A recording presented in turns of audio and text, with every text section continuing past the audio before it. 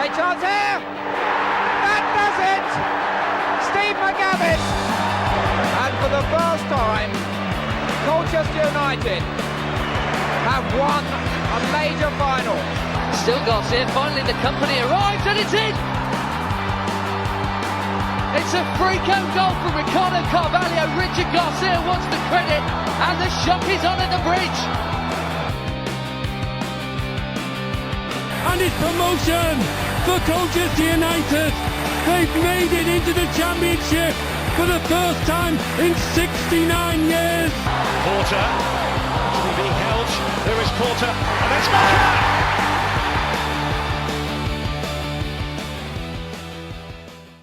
Hello and welcome to the Beyond the Barside podcast, the podcast that covers everything Colchester United. I am Aaron J. A big thank you to those tuning in over on Apple, Spotify and YouTube. You're doing us a big favour there, but no bigger favour than those sharing the podcast on social media over on X, Instagram and Facebook, spreading the word to as many U's fans as possible. And I'd like to also extend a huge thank you to those who have given us such positive feedback on our Beyond the Barside Meets episode with U's manager Danny Cowley, and it has been another fantastic week for the U's as Colchester United have won 3 league games on the bounce as we beat Cheltenham at home, and we are going to start right there as I was joined by Si and Dave to talk us through that win.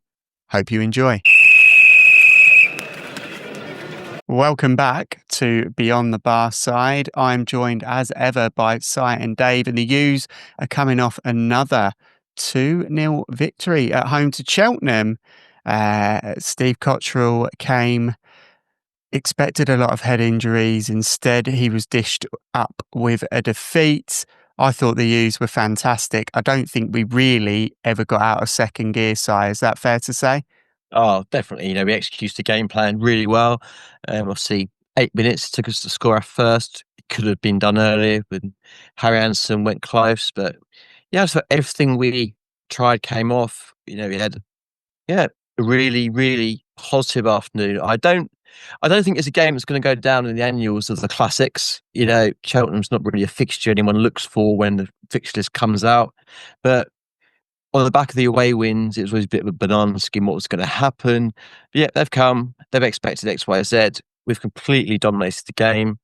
You did feel at times, you know, if it was needed, we could have got out second gear. See, had the 2 goals.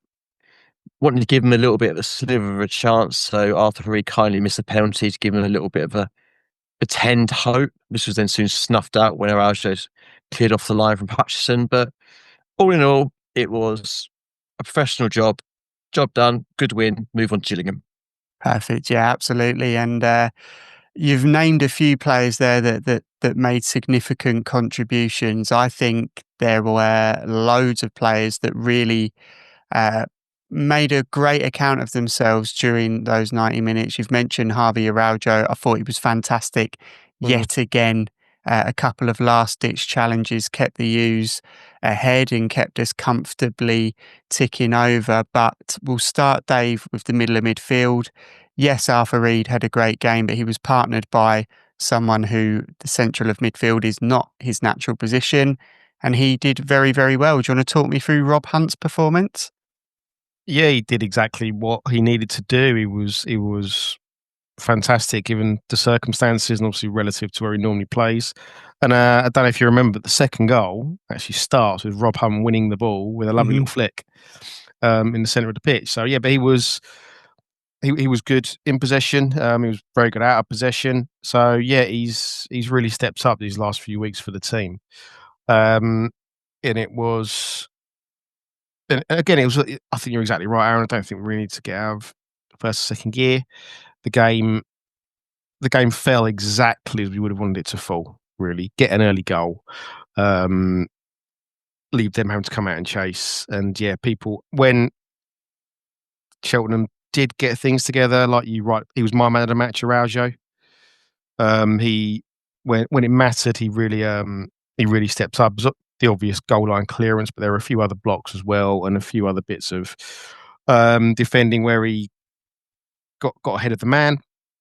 Won a lot of aerial duels against kind of tricky opponents. But yeah, I think him, and I thought Ellis gave his opponent just absolutely nothing all game. In the second half, really grew into the game as an attacking presence as well. And pretty much everything, a lot of the good stuff we did came via Ellis on the left. So yeah, I think again, Rob Hunt really stepping up for the team, and Araujo for me, man of the match. But yeah, loads of good points. Another 2 assists for Harry Anderson as well. Mm-hmm. So he continues on his run of form. But yeah, I mean, Cheltenham, I thought in the first 15 minutes they were really poor. And thankfully we got a goal ahead. And then I think when they sort of,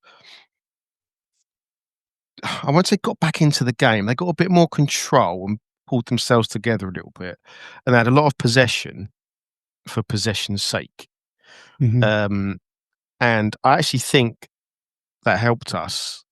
Being a goal ahead, it was almost, we couldn't really see they had much to hurt us. They looked a little bit more dangerous when they brought on a Delacan after their defender got injured. Quite an important defender, actually, I think, got injured. But I think it actually played into our favour a little bit, because if they're just, with them just being content to have possession at the back, it didn't really expose us in the middle. Didn't really give them any opportunity to expose any weakness there may have been with Rob Hunt in there. It meant that Arthur Reed wasn't having to fly into tackles on it while he's on 4 yellow cards.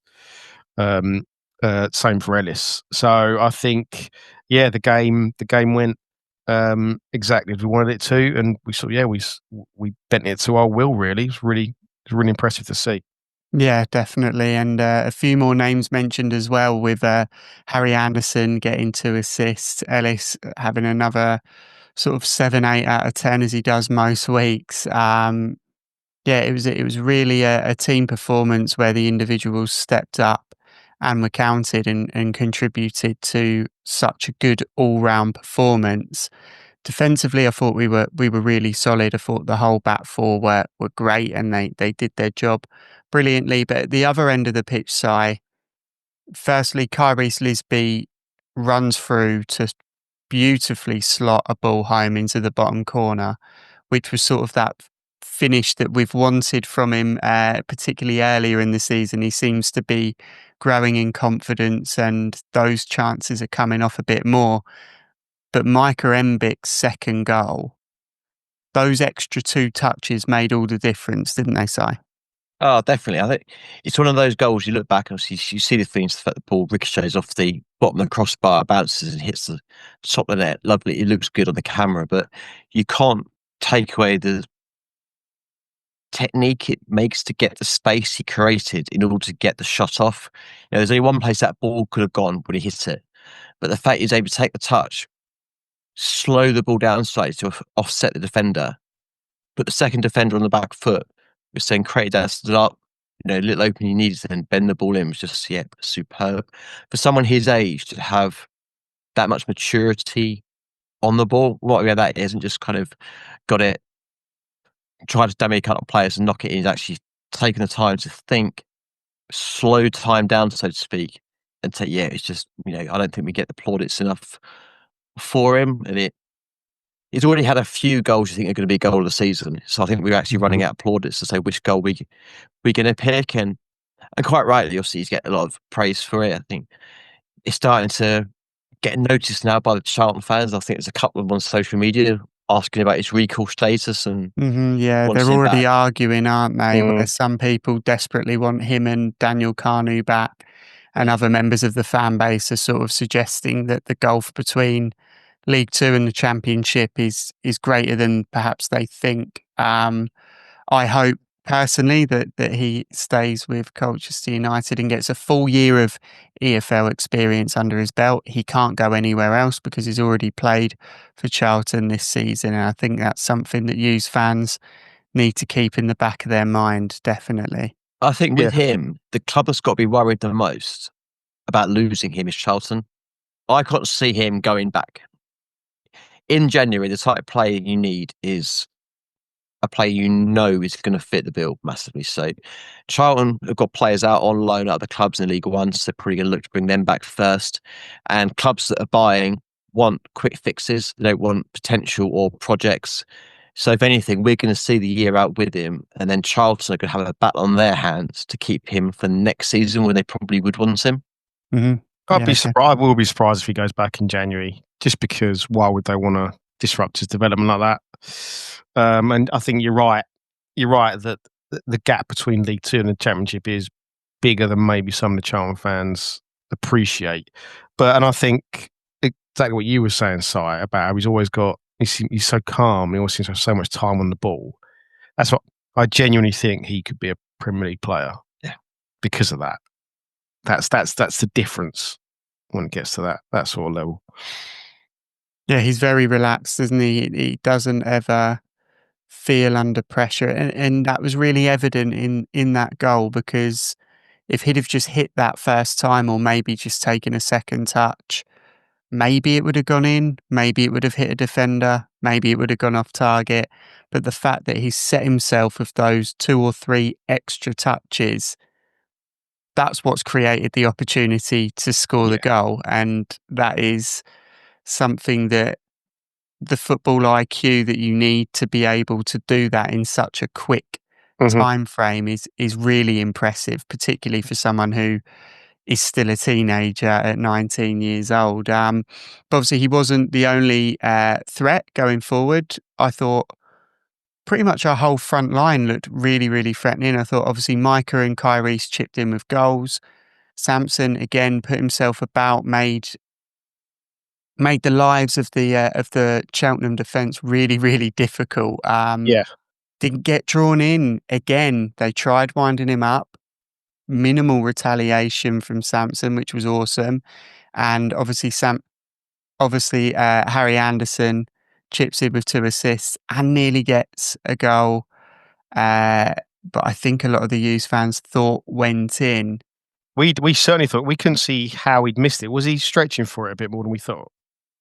Yeah, I mean, you're a lot closer than we it was were. right in front of me. Yeah, it just sort of went the wrong side. It went into the side netting. So it was. I think it all happened a lot quicker than perhaps it was perceived to have gone from the other end. But I know the South Stand cheered, and I'd already seen it go behind the goal, so it seemed a bit strange. But with that in mind, defensively we look solid.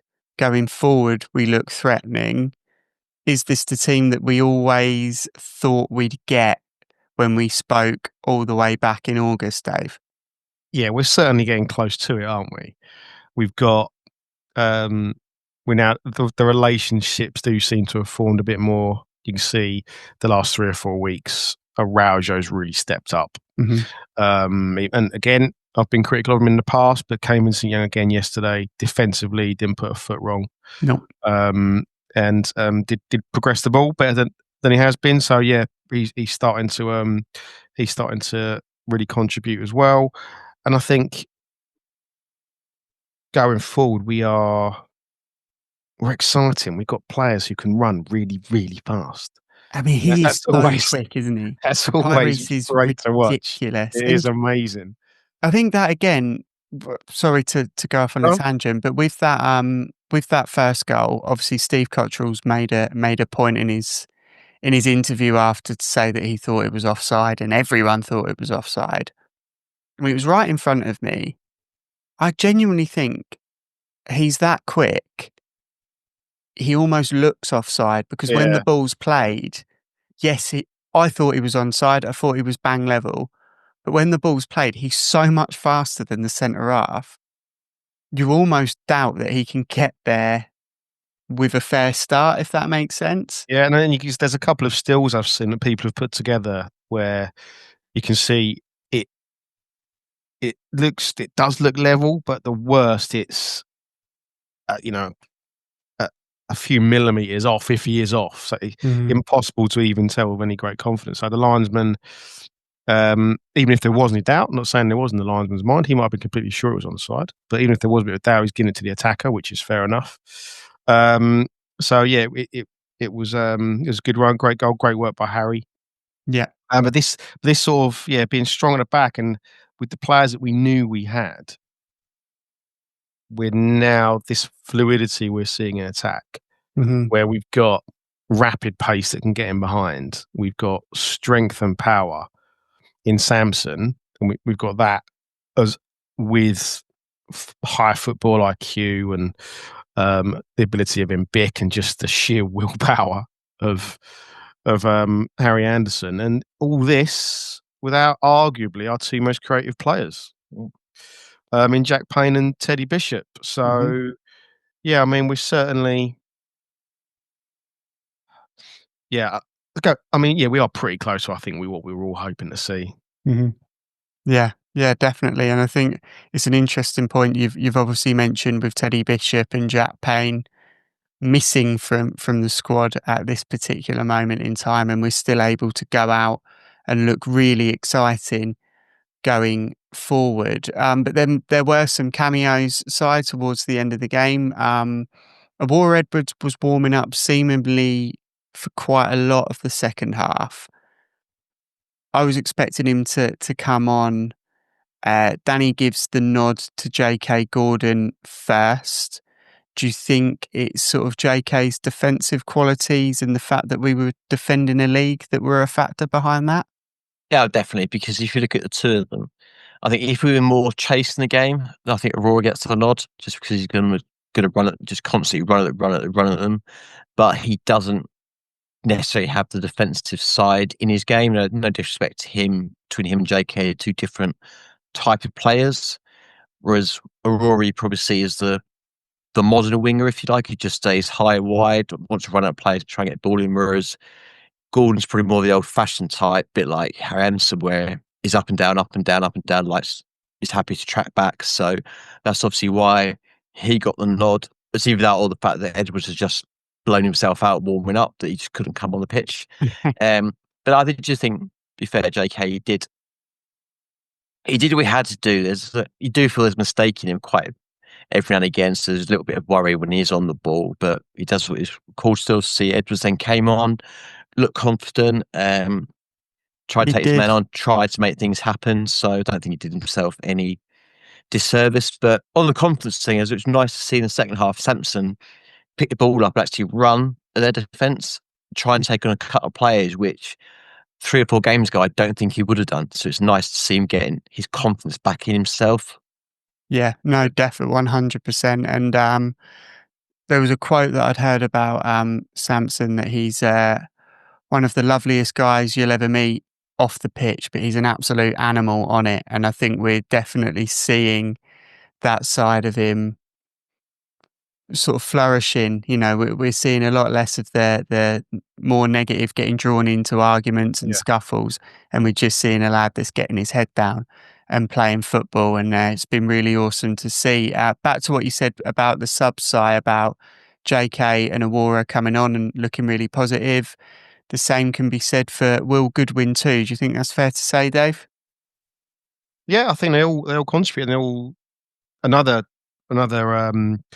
real bonus of how the squad are playing at the moment. They all came on. There was no real let up. We continued playing, and I agree. Just to nip back to Awara, I think he did. That's the best he's looked this season. He got the boys positive. He linked well with Ellis.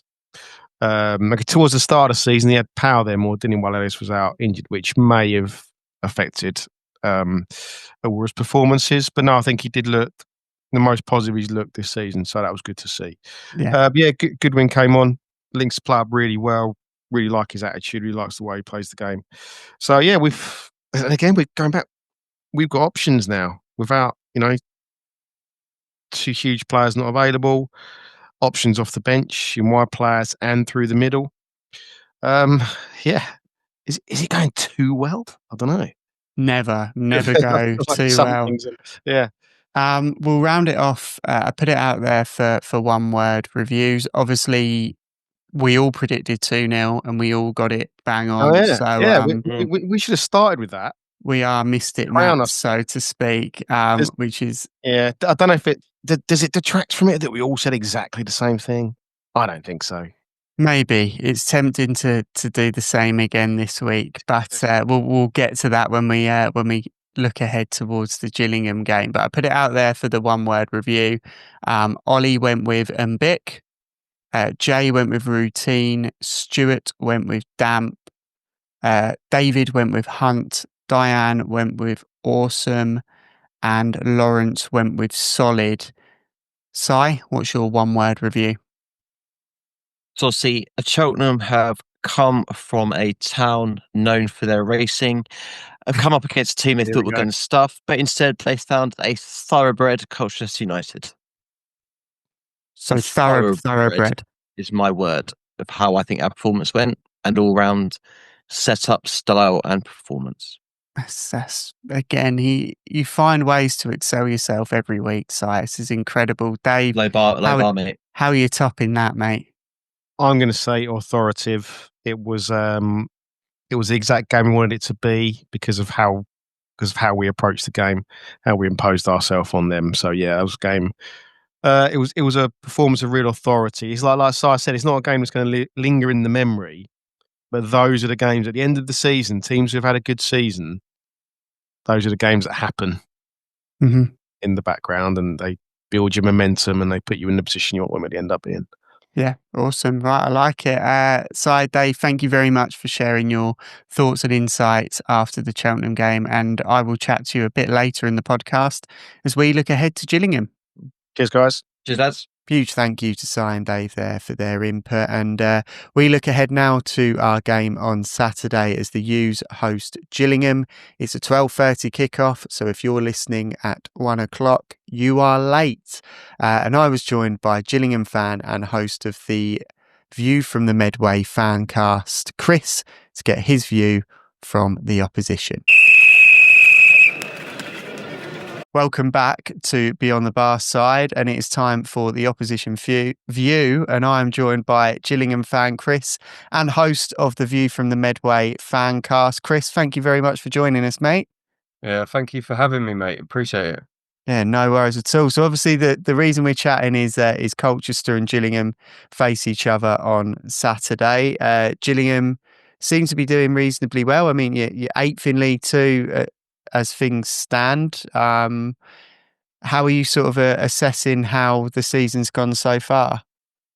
I think we have to go back to the start of the season for us, really, because, I mean, this could be a copy and paste of the previous two seasons, most of it. We started off really well in August and September, and then we kind of drop away, and we seem to have an allergy to October. And yeah, so we did well. We then went on this unbeaten run, which was stretching back from last season until this season. Then we set a club record, actually, on the 20th of September.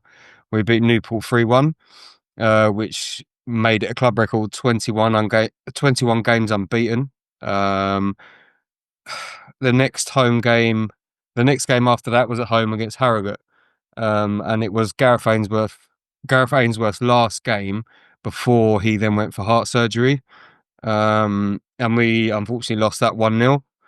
We then went into October, and October is an allergy for us. We just wasn't at the races. I wouldn't say we were terrible, because we still played good football. We just couldn't manage to do anything in October. And October itself, like, we lost 3 games and drew 1 in the league. There were mitigating circumstances, as I've alluded to, with Gareth being out. So therefore you've got his assistant, Richard Dobson. He's trying to then get the team motivated as well. He did a great job, but at the same time, football's never changing thing over 90 minutes. You know, if your manager's not there, the man who's employed to manage the team, he can't make split decisions when he's in a hospital bed. So yeah, there's mitigating circumstances there. You also have to think, you know, our most experienced centre-back, Mr. Connor Masterson, he's been out injured for quite a while. And just kind of get the feeling that we're putting square pegs in round holes to an extent. Amani Little, our captain, he's been out for a while, either injured or suspended. So we're then having to drop Robbie McKenzie into centre back, who would usually be a minor little centre midfield partner, and then having to play around with like fringe players to put in there, or drop in attacking players into centre back or central midfield, or there's just so many things at the moment that we're playing, mate, that we just don't have a balanced side, because it changes from one week to another. You can't sit there and think, oh, okay, we're playing this way this week, and next week we're going to play the same because we have them same players, because we never seem to have them same players available. And then Gareth came back. To be fair, he came back in the start of November, really. Not actually on the touchline, but he was back in the building. November started. We had a really good away win at Bristol Rovers. We beat them 1-0. Absolutely cracking goal from Max Clark. And we've won one. We won one in November and drew three. The three that we did draw were against Crawley, Barnet, and then last week Shrewsbury. Two of those games for me were two of the worst halves that we've had this season. First half against Barnet and the first half against Shrewsbury, we were just not at the races. It seems to be a reoccurring theme with us even before Gareth went away. I don't know whether it's with the centre backs, because with Connor Masterson out, we had two younger centre backs there until Andy Smith got injured. Maybe a bit of naivety on their part, a little lapse in concentration in the first half. So I don't know, but Andy Smith can't be blamed for last week, because Robbie McKenzie, as I said, our centre midfielder, was playing at centre back. But yeah, it's just at the moment, mate. It's a very difficult time. The difference for me between the way that we've fallen off this season compared to the two previous seasons at the exact same time is, at least you can see the players are trying. The players are actually trying to do something and make something happen, whereas the previous two seasons, they just down tools after September. Mm-hmm. It's interesting you say about the whole square pegs in round holes situation that you've got. I feel like that's something that you encounter in this league, where the squad depth just isn't there.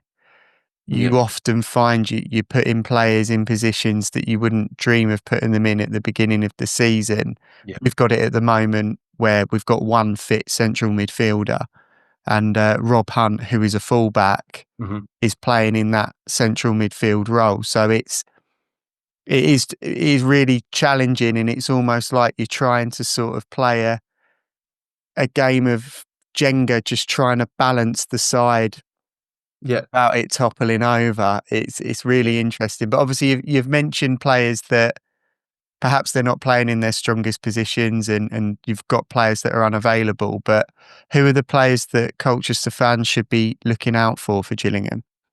I think it depends. It depends Saturday, on the players available. I've listened to Gareth's interview today, and he seems to think that most players are back, apart from Ewan Williams, Connor Masterson, as I've already mentioned. Ewan Williams is a strange one for us, because we signed him and he looked really good, and then we saw him like fleeting moments last season, and then we gave him another year, and we've not seen him since. Ewan Williams he's a decent player, but anyway, I'm digressing. So for Saturday, I think that for player wise, depending on the lineup, you've definitely got to look out for Bradley Dack. I think Bradley Dack's back to what we can perceive as his best at his age. Sam Gale at centre back is one of our own as well. He's very good. He also likes a little bit of a jaunt forward. He gets frustrated sitting there at centre back sometimes, and then he's just like, do you know what? I'm taking the scruff of this game by the neck, and I'm just going to run. And Gareth McCleary as well. He was very good for us in the second half against Shrewsbury. Again, only just come back from injury. Played for us against Barnet. Didn't look up to scratch, and didn't really look up to scratch against Shrewsbury on Saturday, because I think, as I said, that was probably one of the worst halves of football I've seen us play this season. But in the second half, he was just everywhere. And at 38 years old, trust me, Mm-hmm. you would sit there as a Colchester fan, you'll be like, oh, he's 38, don't worry about it. When he gets running, he is absolutely rapid. Like he is. So I think you might have to be worried about him. Mm-hmm. And we've got a striker called Seb Palmer Holden. We got it from Bristol City in the summer. Been out injured again, but then has come back, and he looks a nuisance. And then our big lad up top, I would say Josh Andrews. Yeah, if you don't mark him out of the game, then I think that you could be in big trouble because he's what 6'6", 6'7". He's a man mountain, and yeah, I think yeah. But I'm pretty sure that you've got the stuff there to deal with it. Mm-hmm. Yeah, no, definitely. And yeah, I had a little look at your squad sort of in preparation for this and saw McCleary on the squad list. And as you say, you look at him and think, wow, 38 years old. Yeah. There's a handful of players in that squad that have sort of had experience at a higher level and are perhaps entering the twilight of their career. Obviously, McCleary being one of them. Johnny Williams as well. Is he featuring at the moment? Yeah, so we are playing Johnny. I think for me it's a little bit enigmatic with Johnny because he was brought in as a cam basically, Mm-hmm. Johnny's position. The first season he was with us, he was pretty much played on the left under Clements, or Harris and then Clements, and then he keeps getting dropped deeper as a centre mid rather than a attacking mid. So people were complaining that, Saturday he was responsible for 2 of our goals conceded. But for me, he's not being played in his natural position enough. Again, square pegs, round holes. Yeah. So yeah, he is one to watch out for. He's a really lovely lad as well, Johnny. I get on really well with him. Get on really well with his dad. But that doesn't mean that he's a great player just because I have a good relationship with him. But yeah, he's got something about him, Johnny, and he can change games. I just don't think that he's necessarily played in his right position, especially now we've got Dacky back as well. Bradley Dack's there. Bradley Dack plays in that cam position. Mm-hmm. Yeah, but I just think that Johnny gets a bit of a rough ride because I think sometimes he's a master of his own downfall. You look at Johnny Williams and you think, wow, you played for Crystal Palace in the Premier League. Wow, you played for Wales. Mm-hmm. And then he's come to, lowly Gillingham, greatest respect intended. People are expecting to see the Johnny Williams that they saw for Wales. They're expecting to see the Johnny Williams that they saw for Crystal Palace. Failing to realise that we're not getting Johnny Williams at a League Two level. Yeah. If he's at top of his game. So, yeah, I think we need to be a little bit kinder on him. I get that he was at fault for 2 of the goals against Shrewsbury, but at the same time, put it into perspective with where he was played as to where he should be played. Mm-hmm. Yeah, definitely. And yeah, I definitely see the point you make about when you sort of get players that have played at that sort of upper echelon of the football pyramid with Crystal Palace. I know he was at Ipswich for a while as well, and he played internationally for Wales. They sort of expect him to, I don't know, do things out of nowhere and be this sort of magician that can just make things happen, but it isn't always the case. But obviously Bradley Dack is another one who has plied his trade, at Blackburn in the Championship. I know obviously he came through with you guys initially. It was Martin Allen, wasn't it, that brought him through? Yeah. Quite how good is it to have Bradley Dack back? Oh, it's amazing. Like when it is quite frustrating because we re-signed him under Mark Bonner last season, and we signed him, and then he'd come in, and then he'd be out for a spell, and then he'd come and play like 10 minutes in the second half, and then he'd be out again, and then we were just like, this is the dream return, but at the same time, you've got that little bit of niggling doubt where you're thinking, maybe we signed a dud here, because you have to think when he was at Blackburn and when he was at Sunderland, he did have a cruciate ligament injury in both knees. Mm-hmm. And then he also had a hip injury, and Sunderland let him go after, I think it was one season that he was at Sunderland when they were in the Championship. And when you're like, maybe this is like history repeating, where these injuries are going to keep persisting. Mm-hmm. The injuries are going to keep coming back, or we're never actually going to see Bradley Dack playing. He had a few moments of brilliance last season, I think, against AFC Wimbledon at home, back post, last minute goal, and we didn't really see enough. And we got to the summer, and I think I was on the fence with him, because we did only sign him on a 1-year contract last year. And this year, I was like, oh, do we re-sign him? Do we, I get the sentiment that he's one of our own, and he's a club legend to an extent. But do we really need to re-sign him? But I'm so glad we did, because you're now starting to see the Bradley Dack, maybe not the Bradley Dack of old, but you're starting to see a Bradley Dack who's got a football mind, a football brain that can, push this team. And I mean, no disrespect to the squad when I say it, but when you think Bradley Dack has got that footballing brain, he would not have played in the Championship if he did not have the footballing brain. And you can see some things that he does, and it's very clever. Like, he doesn't even have to think about it; he just does it. And I think that's probably why at the moment, like, he's our vice captain essentially, because when Amadi Little's out, he just runs the pitch.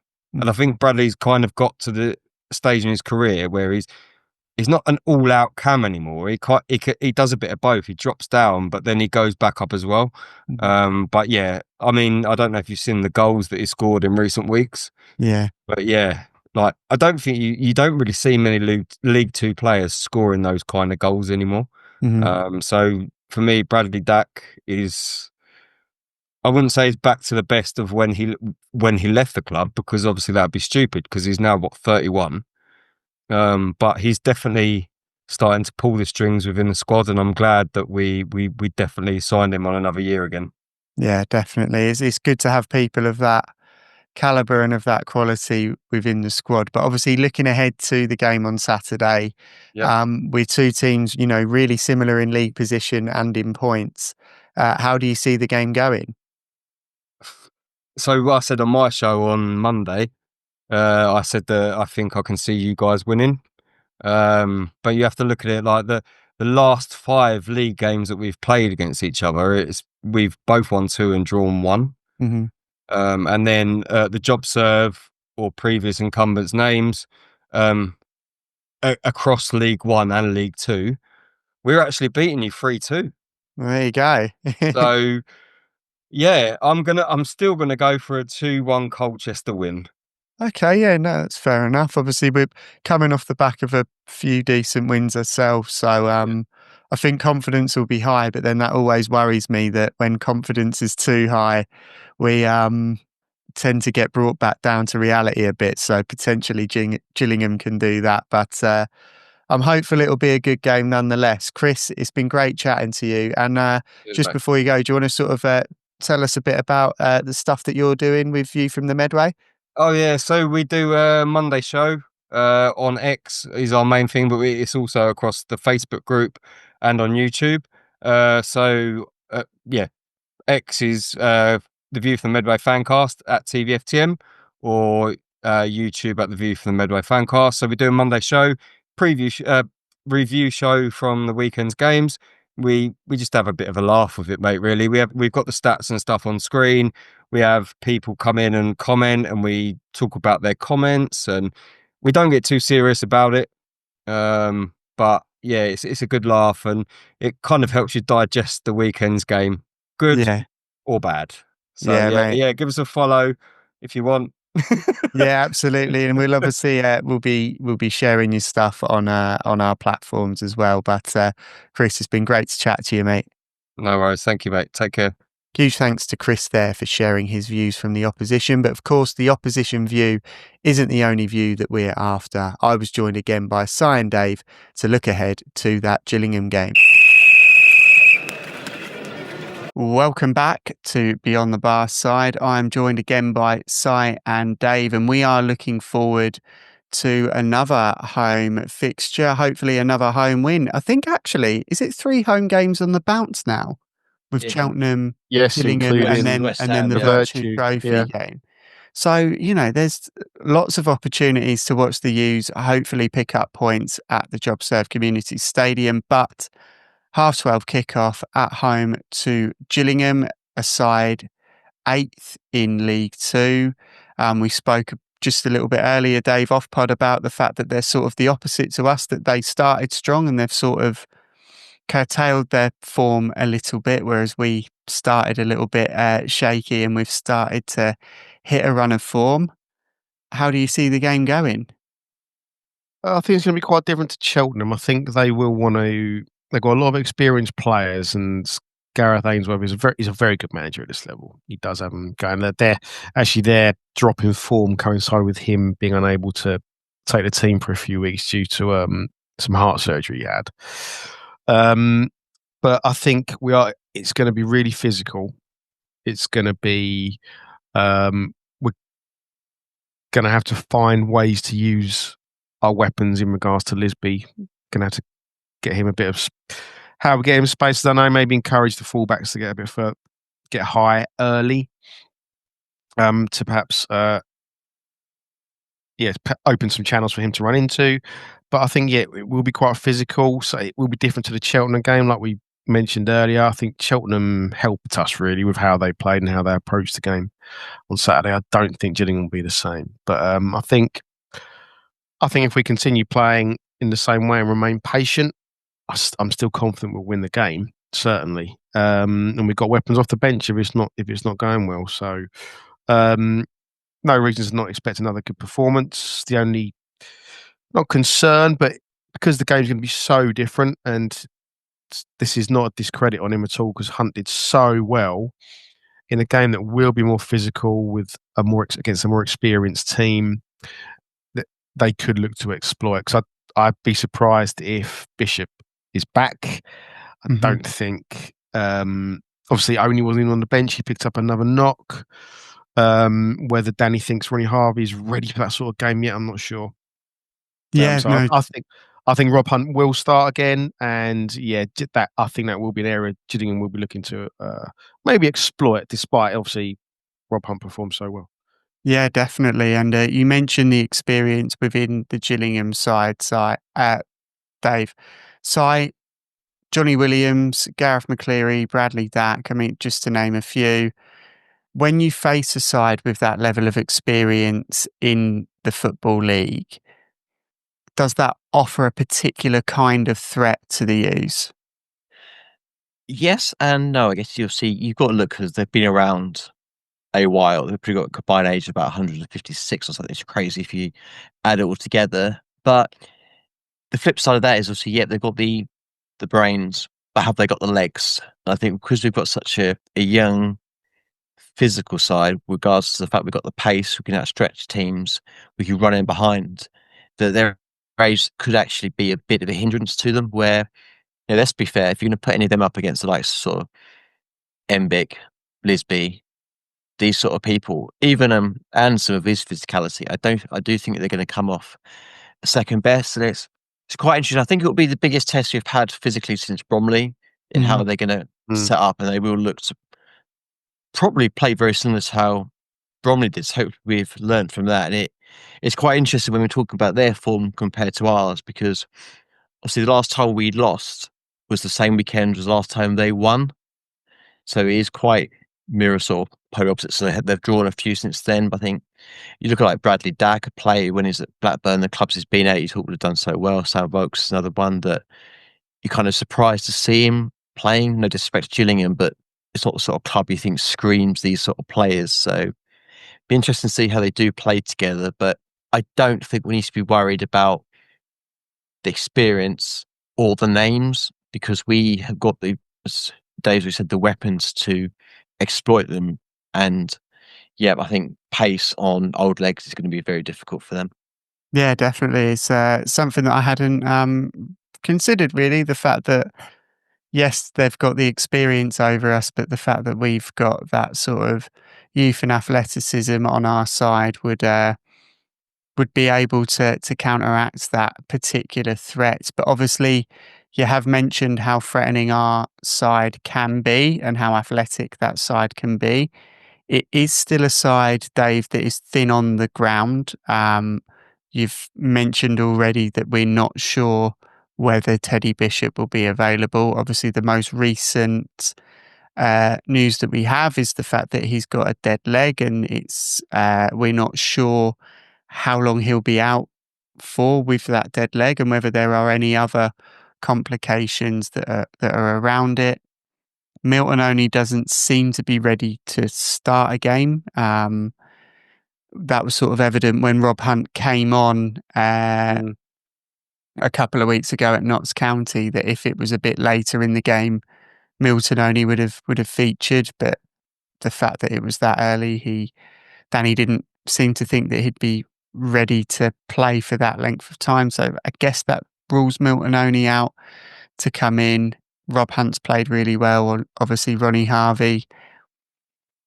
It's difficult given the fact that he's so young, he's so inexperienced, and as talented as he is, to chuck him in against a experienced, mean side like Gillingham seems like it could do more damage than good. And obviously, Danny has to factor in the fact that when we play a particular half of the pitch, that Ronnie gets too close to Si and it breaches some sort of restraining order. So just because I know just because the bloke's so good that you also want to praise him. I don't see why it gets held against me. But, to be fair, we could put him on the pitch for his own and he'd run rings on those old buggers. I think there is a reason size on the top row.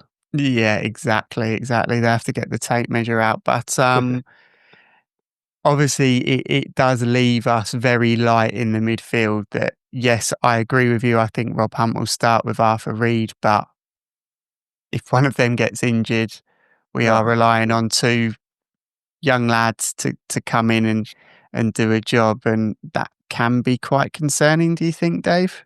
Yeah, well, that's like you said, that is the area where we are short at the moment, really short. Domgate was in training this week. Yes, yeah. Domgate and Adrian Akande are both on actually playing, doing ball work. They were involved in the So Jack Baldwin is running in straight lines at the moment. They're looking to introduce a bit more lateral movement over the next week or so. So again, that's really positive. Obviously, really bad news for Tom Flanagan.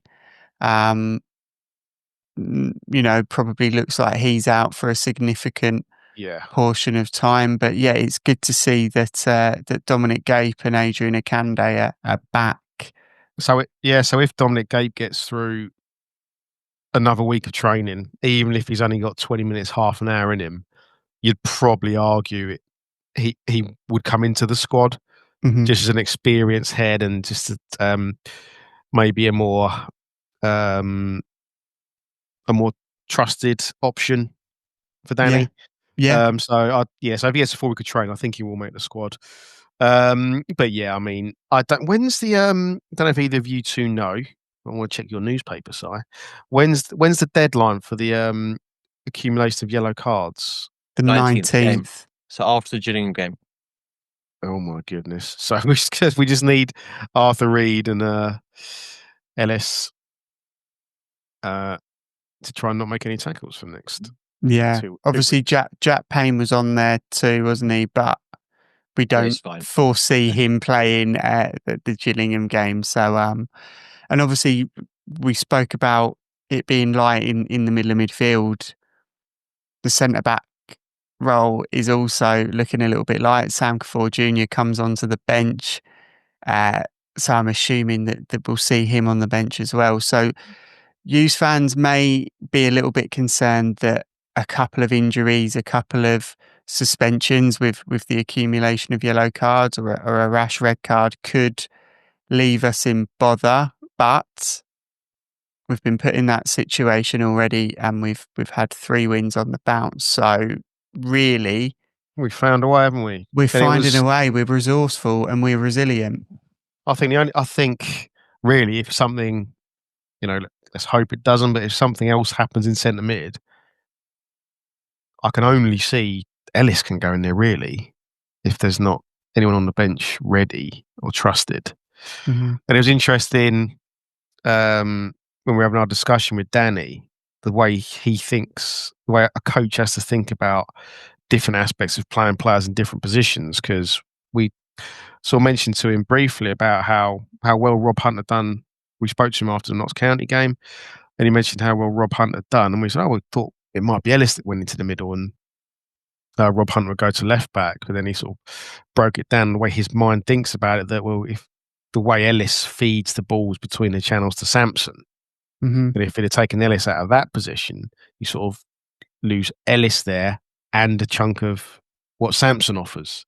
So the way he thinks about it and the reasons for some of those decisions is really, really, really interesting. So yeah, I also think one change causes less chaos than 2, if that makes sense. Yeah, 'cause obviously, if you're making the change to put Ellis into the middle and then Rob Hunt, that is 2 changes, isn't it? If you can do it in one move, you're minimising the sort of impact across the pitch. But yeah, sorry, Dave. It's just a sort of no, it's just conscience. it's a good point to make, and it was it's just if Gabe isn't in the squad, or like what happened at Notts County, something happens early on.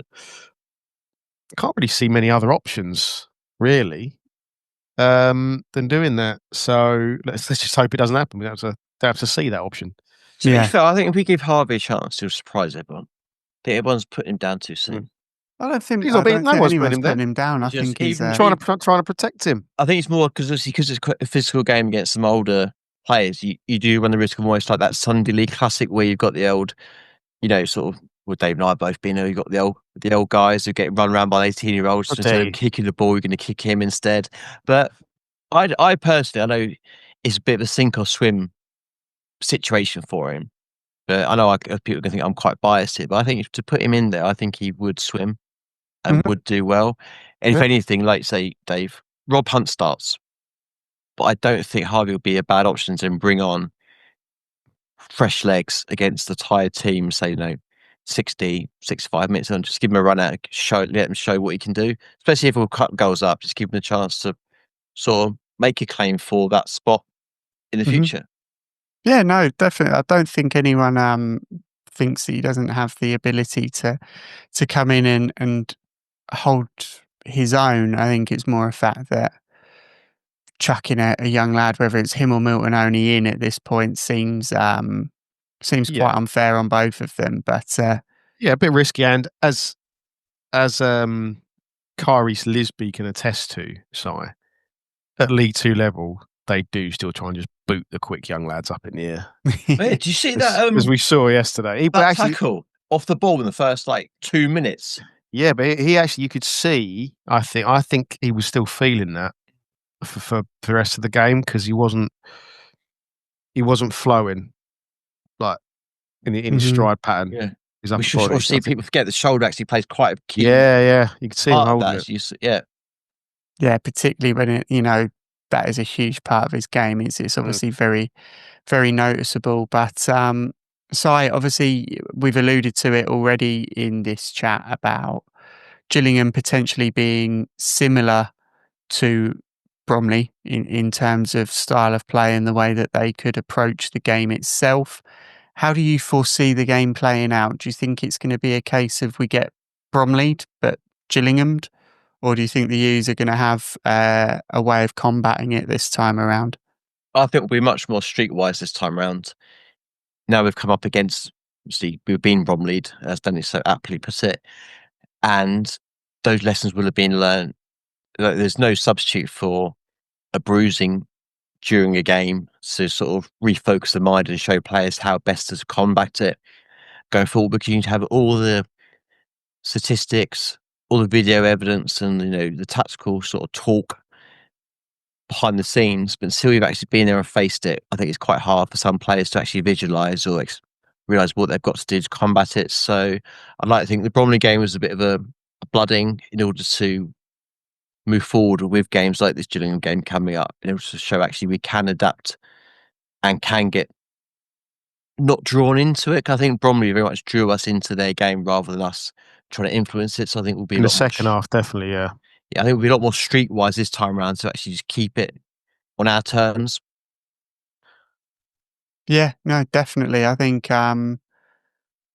yeah, you learn from your mistakes, don't you? Particularly at this level, and obviously the Bromley game was a little bit of a harsh one, but I There's only a think it's couple of something. tweaks. Sorry, Aaron. Yeah, There's only a couple of tweaks needed from the Bromley game. Yeah. Like we've said previously, I think we said last week, if Karius Lisby scores that chance, I think we win that game against Bromley comfortably. And then in the second half, we played into their hands, and you know, we would have learnt a lot from that. So I think we'll certainly be better equipped. And one thing the team has shown, they're a young team. You can see they've shown they are good and willing to learn and adapt. Lisby's a good example. Sort of the way when he was in the final third at the start of the season, sort of first 10 games, you went to what he's doing now, feeding players and finishing himself. They're all developing well. Even Anderson, the way he's coming to form. So yeah, 100%. It's a side that look really, really positive at the moment. And obviously, we spoke last week about after beating two of the sort of top teams in the league, was Cheltenham going to be a potential banana skin? And we come out and we stay in second gear for large portions of the game and come out comfortably 2-0 winners. So I think we spoke to Samir a few weeks ago where I asked, do the U's have anyone to fear in this league? And the answer across the board was a resounding no. So although there are concerns in terms of we're light in certain areas and perhaps we don't have the cover where we want it to be and certain players are out, I really don't go into any game at the moment fearing the worst. I feel like we'll welcome Gillingham and we'll do a job over them, which a few weeks ago, a few months ago, potentially wouldn't have been the case. But the side really have shown that they're willing to fight and work for one another. So with that in mind, we'll look forward to the Gillingham game. It is a 12:30 kickoff. Anyone listening at about 1:15 on the Saturday, the game has kicked off. It's nearly half time. I always think of people who may be at like their kids' training or something, and it's like 11:15. They go, "Oh my god!" And they're sort of just jumping in the car. I can still make it. So yeah, run on the pitch, pick them up. Grab them. Public service broadcasting. Yeah, if you're listening to this at 11:00, watching your kids training, get in the motor. You're late. Yeah, get yourself over there now. Although I made it to the ground on Saturday at 2:45. That's the latest I've ever got there. Why? What were you doing? We were busy in the morning. We had a birthday party to attend. So was it one of those where you just itching to get away, just trying to? Oh, it's now the time.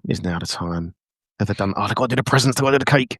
You could have put him right on the spot there if he'd been doing something you didn't want to talk about. There, it's like, I was auditioning for another podcast. I was getting other youth fans in and chatting to them about their thoughts and opinions. I'm sure me and Si could figure out how to record something on an iPhone, yeah, and then continue the name. Yeah, that's true. Maybe I need to get it copyrighted or something. Yeah. Anyway, we do digress. Si, Gillingham, home, 12:30. How do you see that game going? Score predictions, please. 3-1. We're going to win 3-1, and it's going to be Anderson, Reid, and Lisby going to score. Anderson, Reid, and Lisby. I like that. So, no curveballs, just straight facts. Anderson, Reid, Lisby. I think Reid will come out with a point to prove after that penalty miss. He's playing well this season. I think you just have a bit between teeth a little bit more. Because of how Gillingham play, I think we are liable to concede but I don't think it will be uncomfortable, but it won't be as comfortable as the Cheltenham game. Okay, no, fair enough. Dave, who are you going for? Or what are you going for and a and score? a score. Yeah, a score would be nice. See, Si, this sort of thing as well would be fine. Yeah, exactly. When We know what we're doing, don't we? Yeah. Yeah. But I think it'll be. I think we'll win. I think Other it'll be 2-1. podcasts are available. Sorry, go ahead again. Don't recognise other podcasts. But yeah, I think we'll win 2-1. I think it will be close. Score wise, Gillingham are good from attacking set pieces, but I think they do concede a few defensively for set pieces. So I'm gonna because he's been playing so well, I'm gonna put Araujo as a scorer. And yeah, I can see him getting another one, playing this slightly withdrawn role, making a bit of space for himself, smashing up off the other side of the bar, which is always so good to see, so satisfying. But yeah, so 2-1, Araujo and Mbek. I'm gonna go slightly different to you two. I think we'll score quite a few. I'm gonna go for a draw. I'm gonna go for a 2-2 draw. I just think Gillingham will offer a bit more threat than Cheltenham going forward, and obviously we are more susceptible to conceding when Tom Flanagan isn't playing. Although Araujo and Tucker have been fantastic the last few games, I can see that big nasty Gillingham side potentially getting us on set pieces like you've alluded to earlier, Dave. But I think we'll score. I think we'll potentially go behind and we'll be able to bring it back for a well-earned point at home. And my goal scorers are going to be Tucker and Mbek. Nice. There we go. Right. I always feel really horrible when I don't pick us to win, but I feel like a draw is fair enough. But anyway, I hope you guys are right and I am wrong. Si, Dave, lovely to chat to you as always, and I will chat to you again next week. Cool. Cheers, guys. Have a good one. Cheers. And there you have it. That is another episode done and dusted of the Beyond the Barside podcast. Huge thank you to Si, Dave and Kris, and a huge thank you to those tuning in at home. We will see you again next week.